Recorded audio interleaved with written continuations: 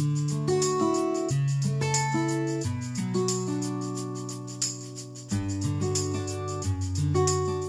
program is sponsored by Suresh Collection and Creation, Jalgaon.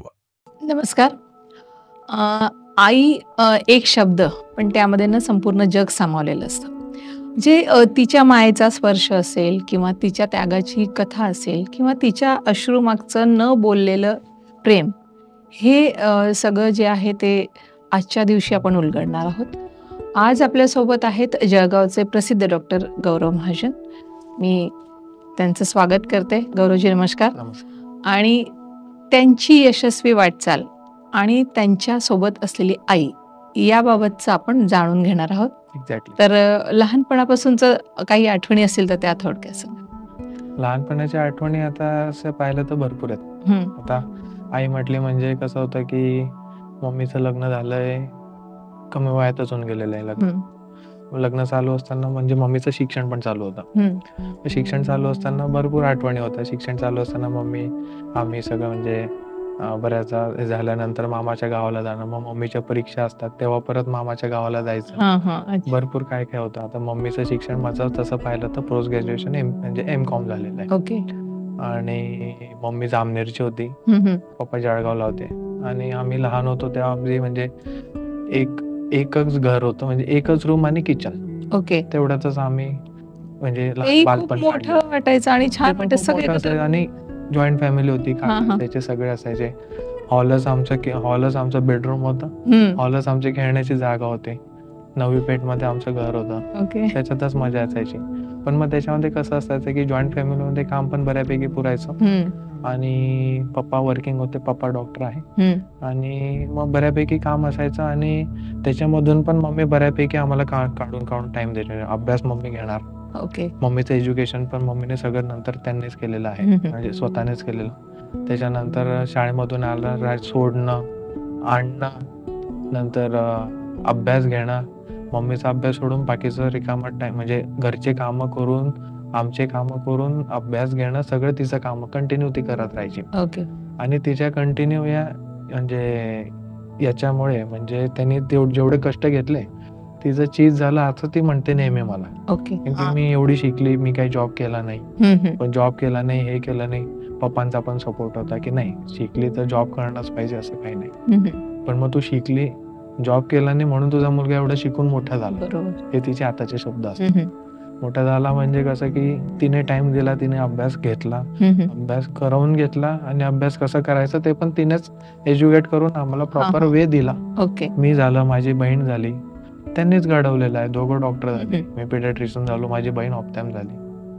आणि तिने एवढं म्हणजे तिचं म्हणजे लाईफ कॉम्प्रोमाइज म्हणजे शिकून जॉब न करता आम्हाला टाइम दिल्यामुळे आम्ही पण एवढं घडवू शकतो. पण ते एक समाधान असतं आईला की आज मी काही नाही केलं, घरी होते, पण माझ्या मुलांना घडवू शकले, ही खूप मोठी गोष्ट असते. गौरवजी, असं कधी आठवतं का की अभ्यास केला नाही म्हणून किंवा काही खोडकरपणा केला म्हणून आईचा धपाटा मिळाला? ते पूर्वी खूप कॉमन होतं.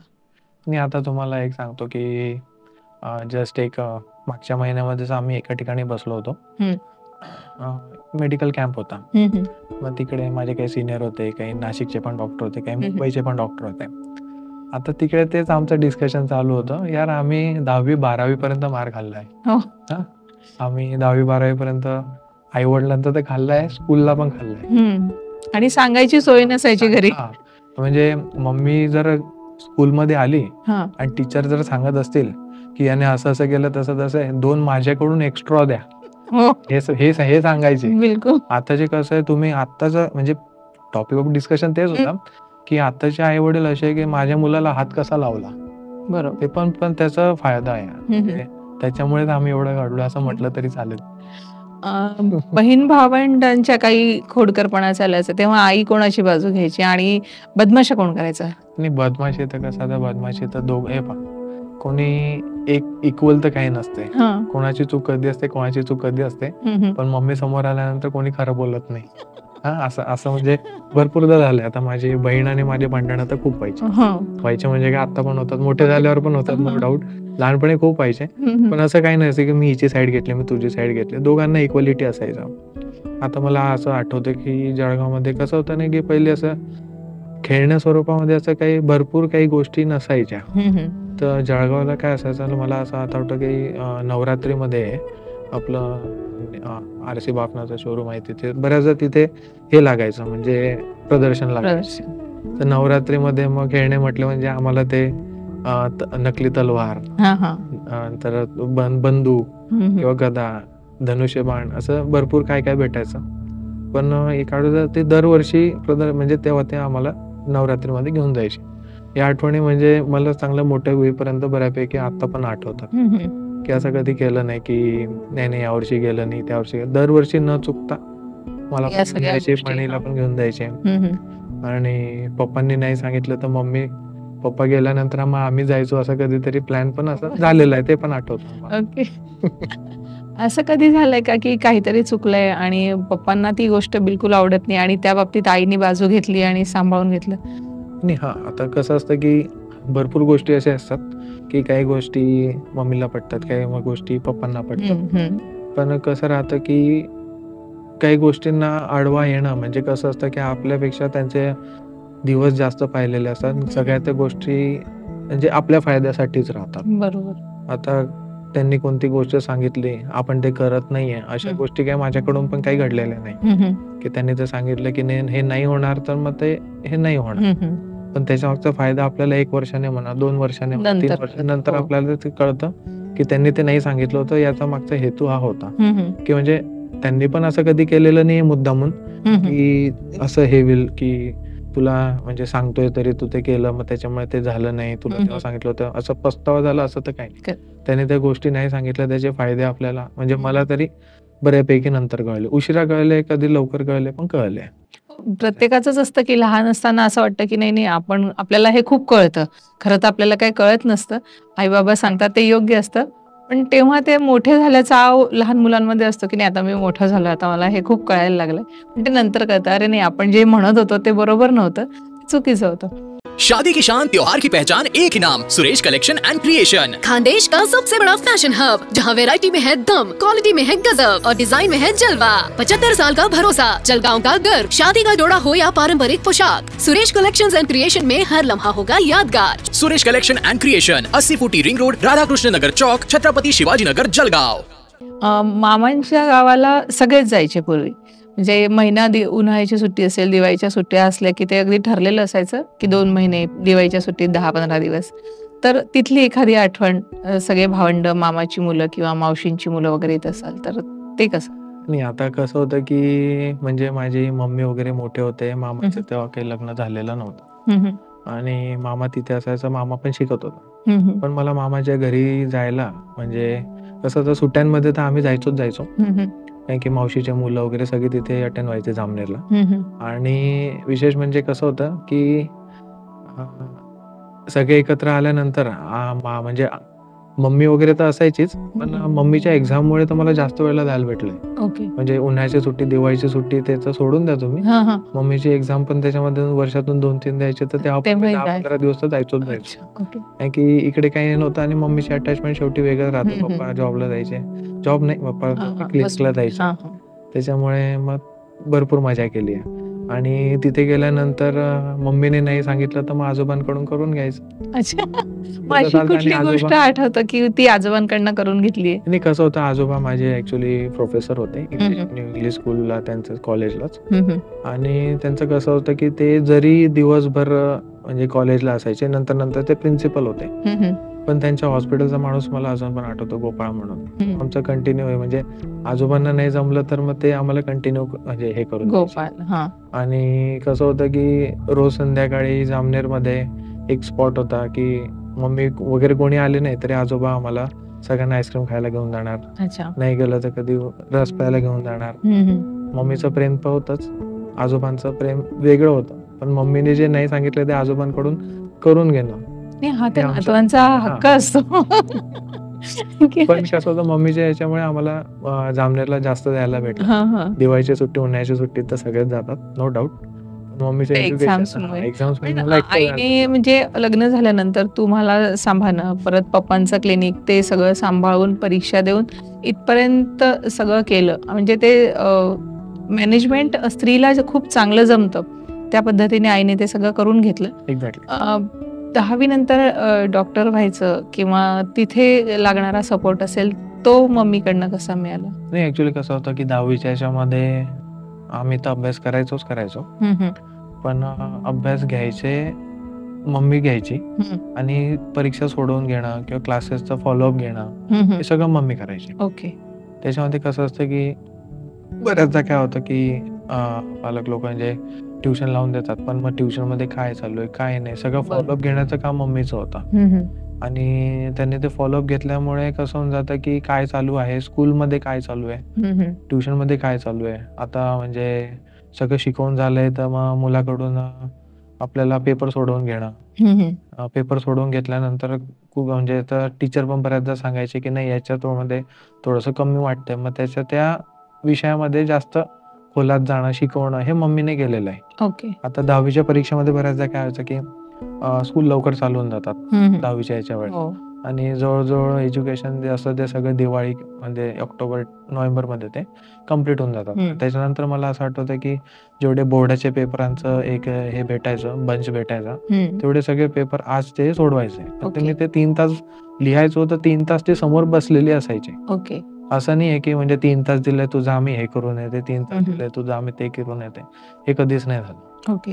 मी 3 तास बसलो तर ती पण 3 तास बसली आहे, पण मग ते 3 तास बसली तर त्याचं आता ती म्हणते की नाही बाबा ते चीज झालं. तर ही गोष्ट माझ्यासोबत पण झाली, ही गोष्ट माझ्या बहिणीसोबत पण झालेली आहे. सेम असं आहे की याला कमी केलं तिला जास्त केलं असं काही नाही. आणि एवढं म्हणजे मम्मी पण एज्युकेशन करून नंतर तिने जॉब न करून याच्यामध्ये टाइम दिला, त्याचा फायदा आम्हाला झाला. असं जर म्हटलं की ह्या गोष्टी आईकडनं शिकल्या आणि ह्या बाबांकडनं शिकल्या तर काय सांगता येईल? बाबांकडून कसं होतं की म्हणजे एक वे असायचा, अभ्यास घेण्याचं काम माझ्या वडिलांनी पण केलंय. काही सब्जेक्ट वडील पण हे करायचे, पण आता कसं होतं की काही फॉर्म भरणे किंवा इकडे तिकडे जाऊन धावपळ करणं हे मम्मी नाही करू शकत, तर ते काम वडिलांनी करून दिले. आता फॉर्म भरायचं कसं हे ते कसं, आता लोक कसं राहतात की वडील असं राहतात की नाही तो फॉर्म तू नको भरू मीच भरून घेतो. पप्पांचं तसं नव्हतं, हा फॉर्म आहे, हा फॉर्म असा भरायचा आहे, मी सांगतो पण तुला तुझ्या हातानेच भरायचा आहे. ओके. कारण की नंतर काही आम्ही तुमचे फॉर्म भरायला तिकडे नाही येणार आहे. त्याच्यामुळे हे त्याच्या मागे म्हणजे झापणं पण असायचं, काळजी पण असायची, आणि एक म्हणजे त्याच्यातनं शिकवल्या जायचं, माहिती पाहिजे. असं काही नाही की नाही तू चुकवतो मग हे झेरॉक्स कर मग हे कर, याच्यात चूक झाली तर लॉस आपला आहे. त्याच्यामध्ये तुला प्रॉपर भरायचं आहे, वाटलं झेरॉक्स करून पाही करून घे नंतर ते हे कर. पण मग त्याच्यामुळे काय झालं, आता म्हणजे माझ्या घरामध्ये जेवढे म्हणजे आता मी मोठा होतो, माझ्यापेक्षा एक भाऊ मोठा होता अजून, मावशीचा मुलगा, नंतर माझ्या नंतर जेवढे मेडिकल एज्युकेशनला गेले, मामाचा मुलगा म्हणा, मावशीचे मुलगे म्हणा, ते इंजिनियर पण झाले, पण सगळ्यांचे फॉर्म भरायला मीच गेलोय. ओके. असं आहे. मग ते कसं मम्मीने आई वडिलांनी शिकवलं, त्याच्यामुळे मोस्ट ऑफ द तिथे तेव्हा कसं होतं की फॉर्म ऑनलाईन नव्हतं. जळगाव रिजन औरंगाबादला जायचं तर औरंगाबादला घाटीमध्ये फॉर्म भरायचे, म्हणजे ते आपण तिथपर्यंत जायचं, तो एक कॉन्फिडन्स पण आपल्याला येतो, तिथे जाऊन फॉर्म भरू शकतो हे पण आपल्या लक्षात येतं. आता माझ्या बहिणीचे फॉर्म पण भरायला मीच गेलोय, नंतर मामाच्या मुलाचा फॉर्म भरायला मीच गेलोय, मावशीच्या मुलांचे फॉर्म भरायला मीच गेलोय. मग मी कुठे शिकायला पण असेल तर मग मी त्या दिवशीचे फॉर्म भरायला मी जाऊन येतो. म्हणजे घरच्यांना पण हे राहतं की नाही हे केलेलं आहे बरं, पण त्याच्या मागचं ट्रेनिंग म्हणा किंवा सांगणं म्हणा, ते जे आहे ते सगळं मम्मीने केलेलं आहे आणि पप्पांनी केलंय. आई असं म्हटल्यानंतर ही आठवण पटकन येते, हा प्रसंग आठवतो, असं कुठला प्रसंग सांगता येईल? आई म्हटलं की असं आठवण प्रसंग असे भरपूर प्रसंग आहे. आता आत्ताचे पण आहे, बालपणीचे पण आहे, मधले पण आहे, काही इंटरेस्टिंग पण आहे, काही सांगता येतील काही सांगता नाही येणार असे पण आहे. सांगता येतील असं एखादं सांगा. असे आहे, भरपूर आहेत. मार तर खूप खाल्ला, म्हणजे 10वी 12वी पर्यंत. एखादी आठवण की या गोष्टीसाठी मार खाल्ला आणि मग ते नंतर रिअलाइज झालं की अरे हा हे बरोबर, हे आपलं चुकलं होतं, आई सांगत होती ते योग्य नाही. आता काय व्हायचं तुम्हाला सांगतो की आता बऱ्याच जागा होतं की 10वी 12वी मध्ये एक्झॉस्टिंग असते सगळं, गरमी पण खूप असते, आणि काय होतं की मी बऱ्याचदा सांगायचो की मम्मी म्हणायची नाही बाबा झोप कम्प्लीट घेऊन घे, झोप कम्प्लीट झाल्याशिवाय ते होत नाही. मग सकाळी 4ला उठून अभ्यास करायचा. मग सकाळी 4ला उठायचं, 4:30ला उठायचं आणि पेंगायचं, ते काय नाही. मग ते काय व्हायचं, एकदा माझं काय झालं, मी सकाळी 4ला उठून अभ्यास करायला लागलो आणि 5, 5:15ला झोप लागली असेल. झोपल्यानंतर मम्मीने आले आणि मग दिले. मग नंतर तेव्हा सांगितलं की अरे बाबा, जर तू अर्धी झोप घेऊन सकाळी 4ला उठून तू अभ्यास करशील आणि त्याच्यात 5ला झोपून करशील, ते काही लक्षात नाही. रात्रीची झोप तू कम्प्लीट घे आणि मग सकाळी परत अभ्यास करायला 4च्या ठिकाणी 5ला उठ. म्हणजे पूर्वी होतं तसं की सकाळचा अभ्यास लक्षात राहत होतो, सकाळी करायची पद्धत जास्त होती. हल्ली रात्री जास्त उशिरापर्यंत जागून अभ्यास करतात. पण तो जो पिरियड होता तेव्हा तुम्ही 4 वाजता उठायचे, मग तेव्हा आई पण सोबत उठायची का, किंवा मग कॉफी बनवून देणं असेल किंवा काही? कसं असतं की मम्मीला आमच्याकडे कामं जे आहेत ना, म्हणजे घरी जेवढे, म्हणजे माझी मम्मी झाली, माझ्या मोठ्याही झाली, जेवढ्या लेडीज होत्या ना, म्हणजे काही असो, म्हणजे रात्री कितीला पण झोप, सकाळी 5, 5:15 पासून कम्प्लीट रुटीन चालू होऊन जायचं. कारण की मम्मी आणि ते सगळे 5-6च्या आसपास उठणार म्हणजे ते उठणारच, असं काही नाही. कारण की डेली रुटीन होऊन जायचं. पूर्वी कसं होतं, मोटरला पाणी तेव्हाच यायचं, मग ते तेव्हापासून रुटीन पडलेलं, तर ते पुढे तसंच आहे. आणि आता पण माझे मम्मी पप्पा सकाळी 5-6लाच उठतात, तेव्हा पण 5-6लाच उठायचे. आणि मग तेव्हा आमचं कसं होतं की आपण, आता आमचे स्कूलिंग वगैरे असायचं तर आम्ही 6-6:30ला उठायचो, पण आमच्या आधी सगळं त्यांची तयारी झालेली असायची, असं होतं. तर मग त्याच्यामुळे कसं की आता आम्ही काय करायचो, मग 10वी-12वीमध्ये रात्री झोपायला पण दिवसभर एक्झॉस्टिंग, क्लासेस, स्कूल, आणि मग त्याच्यानंतर मग एक्झॉस्ट होऊन जातो. रात्री 10-11ला पण झोपलं तर कधी कधी काय होतं की एक दिवस झोप एक्स्ट्रा पण घेतली तरी काही होत नाही. तर ते सकाळी मग ते असं भरपूरदा असं झालं की नाही बाबा, की प्रॉपर झोप झाल्याशिवाय सकाळी लवकर उठून पण काही फायदा नसतो, ते आहे. मग ती सवय मला कंटिन्यू राहिली. म्हणजे आम्ही फार शिकण्यापर्यंत पण रात्री लवकर झोपून सकाळी 4-4:30ला फ्रेश होऊनच वाचून मगच जायचो, असं. माँ, एक ऐसा रिश्ता जो हर गहने से कीमती है। इस मातृ दिवस अपनी माँ को दे प्यार का अनमोल तोहफा। RG ज्वेलर्स, जहाँ हर गहना माँ के प्यार की तरह अनमोल है। RG ज्वेलर्स, क्योंकि माँ है सबसे खास। Visit RG jewellers, bank street, Navi Peth, Jalgaon. लहानपणी काही झालं की आपण पटकन आईजवळ जाऊन सांगतो की हे असं झालं किंवा त्याने तसं म्हटलं, काय व्हॉट एव्हर असेल, जे काय आपल्या छोट्या छोट्या गोष्टी असतात, गुपित असतात, त्या आईजवळ जाऊन सांगायची सवय असते. ती सवय आता कशी आहे? आणि आता कसं असतं की भरपूर अशा गोष्टी असतात की वडिलांना नाही सांगू शकत, मग ते आपल्याला आईच्या थ्रू सांगावं लागतं. त्या गोष्टी तेव्हा पण तशाच होत्या आणि आता तशाच. कारण की कसं असतं की भरपूर असतं की नाही, म्हणजे सांगणार कसं सांगणार, त्याचा मागचा हेतू. आणि मग काही गोष्टी असं असतं की मम्मी डायरेक्ट सांगून देते की नाही, हे नाही होणार, आता नाही होणार, पुढे पण नाही होणार. आता कसं आहे की आपल्याला शिक्षण घ्यायचं आहे, मग मेडिको घ्यायचं आहे, मग घ्यायचं नाही घ्यायचं, कोणतं घ्यायचं, कसं घ्यायचं, हे सगळं म्हणजे मम्मी वगैरे सगळं एकत्र बसून, पप्पा एकत्र बसूनच सगळे डिसिजन व्हायचे. आणि तेव्हा कसं होतं की मी फक्त सांगितलेलं डॉक्टर व्हायचं, पण डॉक्टर व्हायचं म्हणजे काय, नुसतं डॉक्टर होऊन मग MBBS नंतर पण पुढे भरपूर मग पुढे काय करायचं, काय नाही करायचं, मग त्याच्यामध्ये मम्मी आणि पप्पांचं डिस्कशन करूनच मग ते व्हायचं. असं काही नाही की त्याच्यामध्ये फक्त पप्पांचीच दखते, म्हणजे असं काही नव्हतं. आणि याच्या मागे होण्यात आता कसं आहे की म्हणजे आता आई म्हटलं आणि सिस्टर म्हटलं, म्हणजे कसं असतं की एक वेगळे राहतात. मी लातूरला शिक्षण झालंय माझं, बहिणीचं पण औरंगाबादला झालेलं आहे.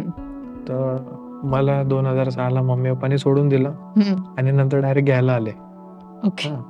मध्ये काही नव्हतं, रूट पण ऑड आहे, पण बहिणीचं शिक्षण औरंगाबादला झालंय, पण 2 वर्ष ते त्यांना भेटायला जायचे मम्मी. ते कसं म्हणजे एक स्त्री नावाचे अटॅचमेंट हे पण हे राहते, नाही बाबा काही पण असं मुलगी आहे, मुलगा करून घेईल, असा एक हे होता. जस्ट एक सांगतोय.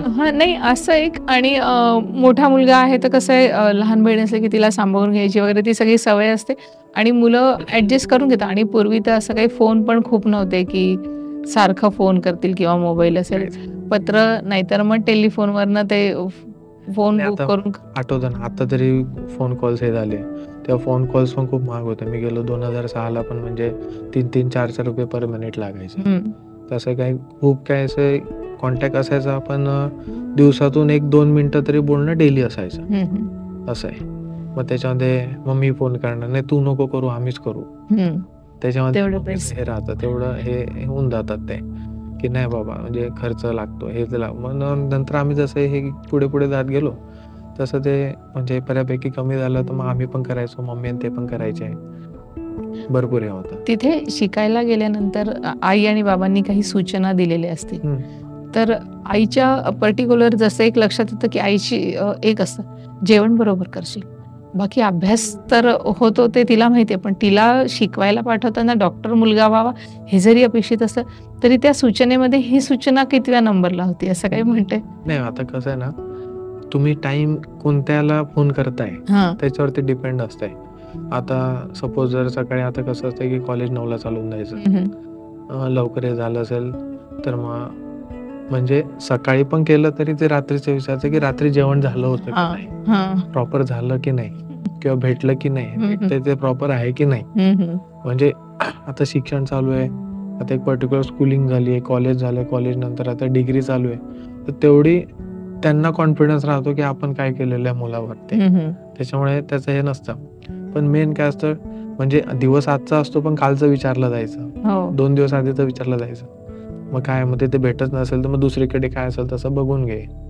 पण असंही नव्हतं, पण मग राहायचं, हॉस्टेलला राहायचं आहे, मग हॉस्टेलच्याच मेसचं प्रेफर करायचं, बाहेरचं काही खरं नसते. पण त्याच्यामध्ये पण एक असतं, बाहेर जरी चांगलं भेटलं तरी ते येणं जाणं नाही फिजिबल, त्याच्यामुळे हॉस्टेलच्याच मेसला जास्त करून हे करायचं. नंतर तिकडे शिकायला जाताना घरून काय काय घेऊन जायचं, काय काय नाही द्यायचं.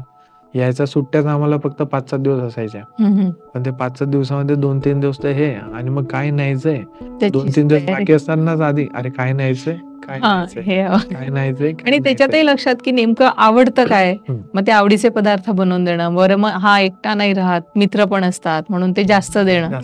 तर म्हणजे न बोलता जी आईची काळजी असते ती ह्या गोष्टींमधनं बरोबर दिसून येते आणि त्या पद्धतीने त्या तसं करतात. पण आणखी काही आपल्याला असं आईबद्दल सांगता येईल? आईबद्दल सांगण्याचं असं भरपूर आहे. आता म्हणजे इव्हन आता आमची डिग्री झालं, सगळं झालं, आता लग्न झालंय, मुलं झाले, पण काही ना काही काळजी करणं तर बऱ्यापैकी चालूच राहत आहे. आता आम्ही कुठे फिरायला पण गेलो, इथे गेलो, आउट ऑफ गेलो, दुसऱ्या गावात गेलो, अरे तिथे जेवायला काही चांगलं भेटतंय की नाही, खाताय की नाही, काय नुसतं फिरताच आहे. मग ते झाल्यानंतर मग माझं झाल्यानंतर मग सुनेचं विचारायचं, मुलं पण काळजी एनी टाइम असतेच, म्हणजे असं काही नाही.